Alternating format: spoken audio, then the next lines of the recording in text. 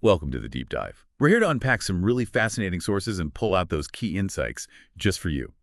Today, we're diving into James McBride's novel, The Heaven and Earth Grocery Store. It's got a lot of acclaim, and we're looking at it through the lens of a really comprehensive review. So picture this. It's the 70s. There's a construction project. They dig up an old well, and boom, a skeleton. That's how it starts.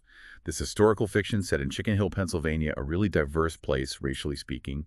And our sort of mission today is to get under the skin of this book, understand its compassion, its heroism. Yeah, and what's so interesting is how McBride uses that hook, that skeleton, you know? It's not just a mystery for mystery's sake. It's really a doorway. It takes us back in time, lets us see the complex lives tangled together in this community. We're going to explore that courage, the wit, the heart of it, really. Okay, right, let's unpack that. So at the center, you've got the Heaven and Earth grocery store itself and Chona Ludlow, who runs it, her quiet bravery.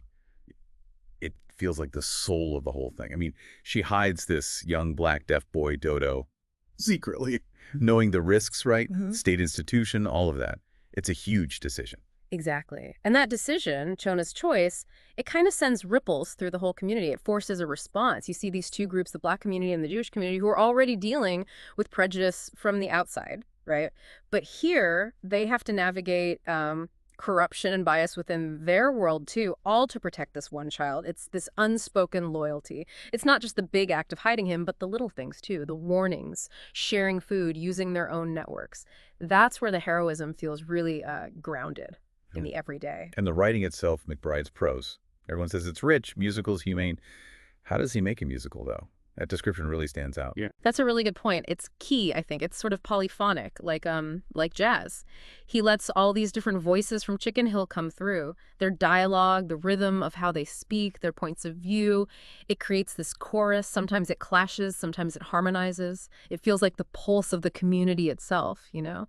And he manages to balance these really heavy themes, racism, disability, memory, but also finds moments of like genuine humor and tenderness, handling that big cast, keeping everyone clear and emotionally resonant. It's pretty remarkable stuff.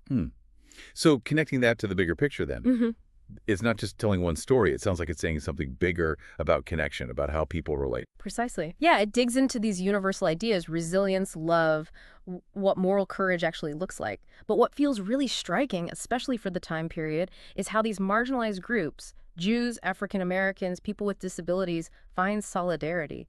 And it's not superficial. It's this deep, sometimes quiet understanding. They see the shared threat, the shared humanity, and act together against the grain of segregated America. It's powerful. There's that one quote that just seems to capture it perfectly. It stuck with me, too. Sometimes you have to love people not because they're lovable, but because you can. Yeah. That line gets right to the heart of it, doesn't it? That deep empathy, almost radical, really. It pushes you to look past the surface, see the value in everyone, especially the vulnerable. It shows how those small, quiet acts of courage, they don't just disappear, they echo. They shape things for generations. So, thinking about all this, what does it mean for you listening? Well, the Heaven and Earth Grocery Store, it's more than just a compelling mystery. It's a reminder, I think, that hope, that justice, they often pop up in unexpected ways through ordinary people just doing extraordinary things for each other. It really speaks to resilience, doesn't it? It really does. And diving into this book, it definitely makes you think, you know, in our world now, which often feels so divided, what are those small acts, those everyday moments of courage or solidarity that maybe you see or maybe you're even part of?